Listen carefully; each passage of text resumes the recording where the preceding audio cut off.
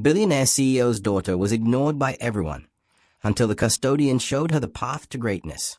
What if I told you that the heir to a billion-dollar empire was treated like she was invisible by everyone around her? What if the person who changed her life forever wasn't a business coach, a mentor, or even family, but a night shift custodian who most people never even noticed? Before we dive into this extraordinary story, tell us where you're watching from in the comments. We love connecting with our global family. If you're ready for a tale that will restore your faith in human kindness, hit that like button and subscribe. Your support helps us share these life-changing stories with the world. Now, prepare yourself for a story you'll carry in your heart forever. Now let's continue. Sarah Chen, the 22-year-old daughter of tech mogul Richard Chen, CEO of Quantum Dynamics, a company worth $3 billion. You'd think being born into such wealth would guarantee respect, admiration, and endless opportunities. You'd be wrong. Sarah lived in the shadow of her father's towering reputation. At board meetings, executives would shake her hand with fake smiles, then immediately turn their backs to discuss real business. At Stanford, where she studied business administration, professors treated her like a walking trust fund rather than a student with genuine ideas.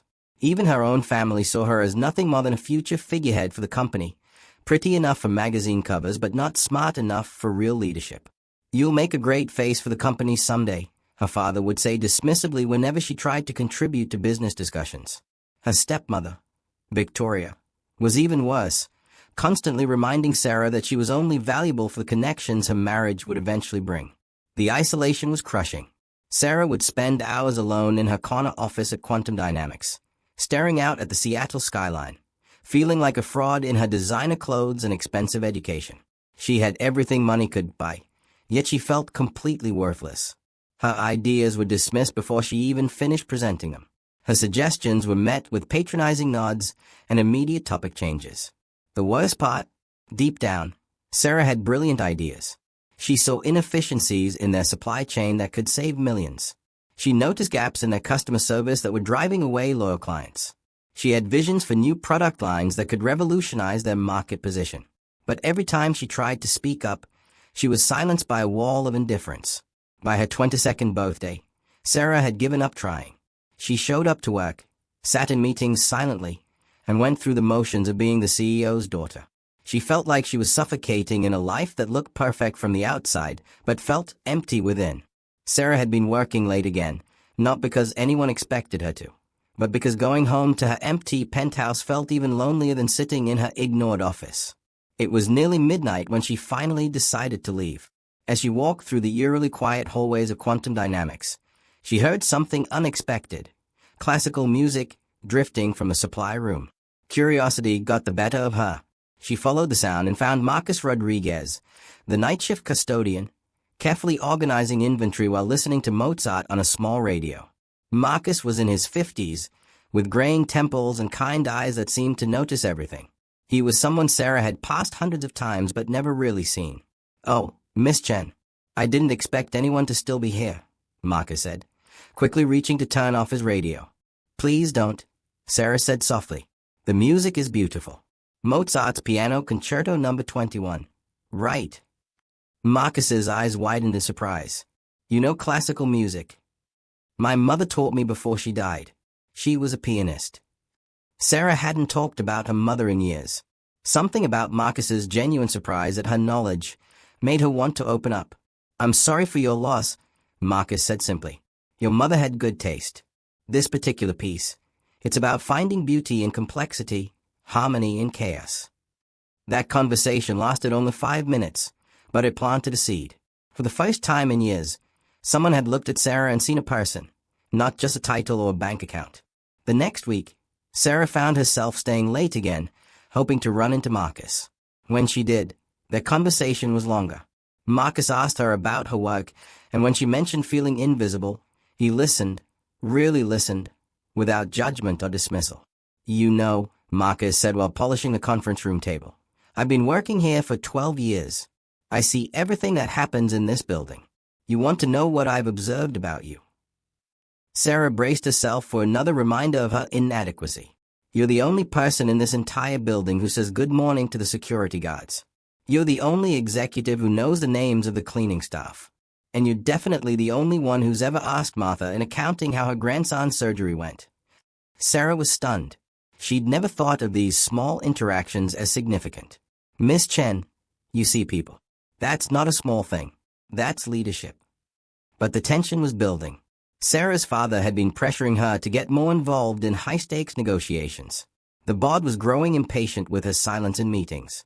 Victoria was pushing harder for Sarah to marry Jonathan Hartwell, the son of a major investor, to secure the company's future. Sarah felt trapped between her growing conversations with Marcus, which filled her with hope, and the increasing pressure from her family, which made her feel more worthless than ever. The breaking point came during a crucial board meeting about a potential merger with Hartwell Industries. Sarah had spent weeks researching the deal and had discovered serious flaws in Hartwell's financial reports, discrepancies that could cost Quantum Dynamics hundreds of millions. She gathered her courage and stood up during the meeting. "I need to share some concerns about this merger," she began. "Sarah, please," her father interrupted. "Let the adults handle this." The room erupted in barely concealed laughter. Sarah's face burned with humiliation. She gathered her papers and walked out, her hands shaking with anger and shame. That night, Sarah found Marcus in the break room during his shift. She was crying, something she never did in public. "They'll never see me as anything more than decoration," she sobbed. "Maybe they're right. Maybe I am just a pretty face with no real value." Marcus set down his mop and looked at her seriously. "Can I tell you a story, Miss Chen?" Sarah nodded through her tears. 30 years ago, I was a project manager at a tech startup in Silicon Valley. We had brilliant ideas, passionate team, everything needed to succeed. But I made one crucial mistake. I let other people convince me that my background, my accent, my education wasn't good enough for the big leagues. I stepped back, let others take credit for my work, stayed quiet when I should have spoken up. You know what happened? What? The company failed. Not because the ideas were bad, but because the people making decisions didn't have the complete picture. My insights could have saved us, but I was too afraid to fight for them. Sarah looked up, intrigued despite her pain. "I ended up here. And you know what?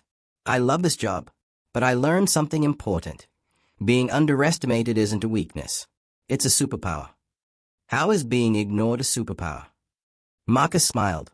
"Because while everyone's dismissing you, you're learning. You're observing. You're seeing things they miss. I've watched you, Miss Chen.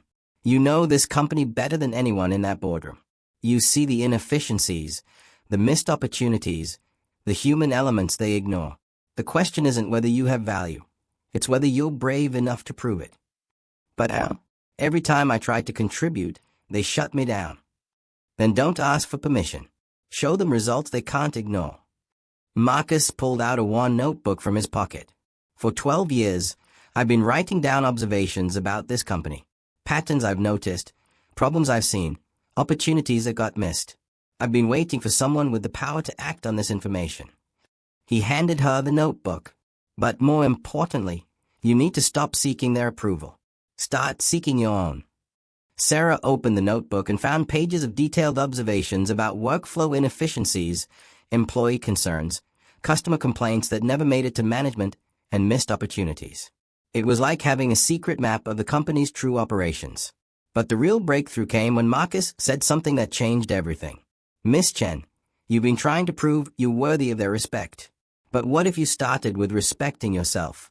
What if you stopped asking them to see your value and started acting from your own sense of worth?" That conversation was a catalyst Sarah needed. She stopped trying to fit into their expectations and started following her own vision. Using Marcus's notebook as a starting point, Sarah began conducting her own research. She stayed after hours, not to avoid going home, but to dig deeper into company data. She started talking to employees at every level, not because Marcus suggested it, but because she genuinely wanted to understand the business from every angle.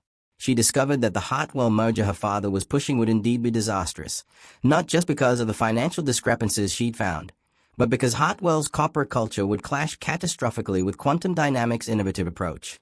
But instead of trying to present this in another board meeting, Sarah took Marcus's advice.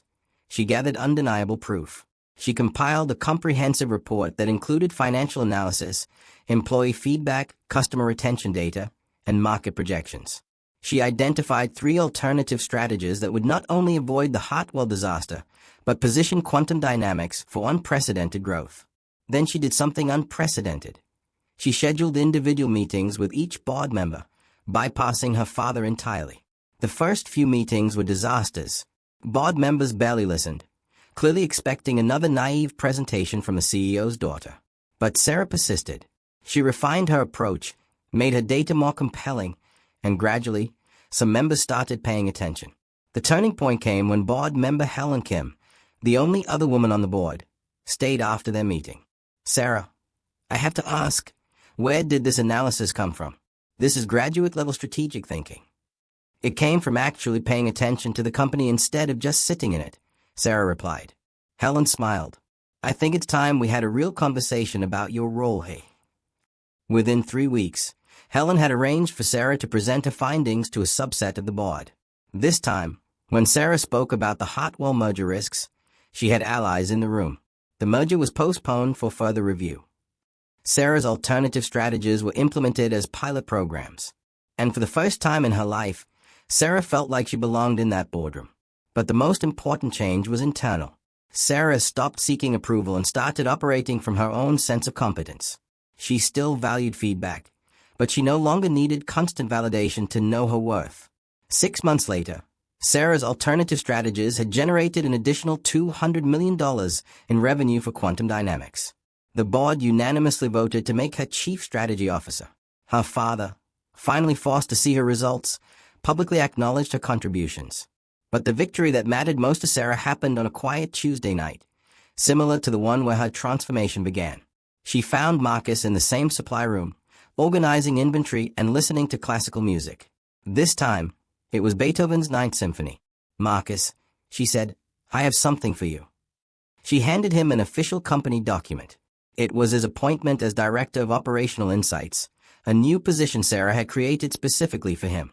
"Miss Chen, Sarah, I can't accept this. I'm just a custodian." "No," Sarah said firmly. "You're the person who saw potential when everyone else saw a pretty face.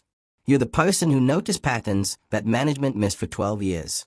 And you're the person who taught me that being underestimated isn't a limitation. It's an opportunity to exceed expectations spectacularly." Marcus looked at the appointment letter, his eyes filling with tears. "Besides," Sarah added with a smile, "we both know you've been running strategic analysis on this company for years. Now you'll just get paid appropriately for it." As she walked back to her real office now, with real responsibilities, Sarah reflected on the journey. The transformation hadn't been about proving her worth to others. It had been about recognizing her own value and acting from that place of self-respect. She thought about all the people who had dismissed her, ignored her, or underestimated her abilities. Some of them had come around, impressed by her results. Others remained skeptical. But it no longer mattered, because a sense of worth no longer depended on their opinions. The custodian who everyone ignored had taught the CEO's daughter who everyone dismissed the most important lesson of all. Greatness isn't about getting others to see your value. It's about knowing your value so clearly that it becomes impossible to ignore. Sarah's story spread throughout the business world, not as a fairy tale about a privileged daughter finding her way, but as a powerful reminder that potential exists in unexpected places, and sometimes the most profound wisdom comes from the people we least expect. Marcus's notebook observations led to systematic improvements that revolutionized quantum dynamics operations. His promotion inspired other companies to recognize the insights that exist at every level of their organizations.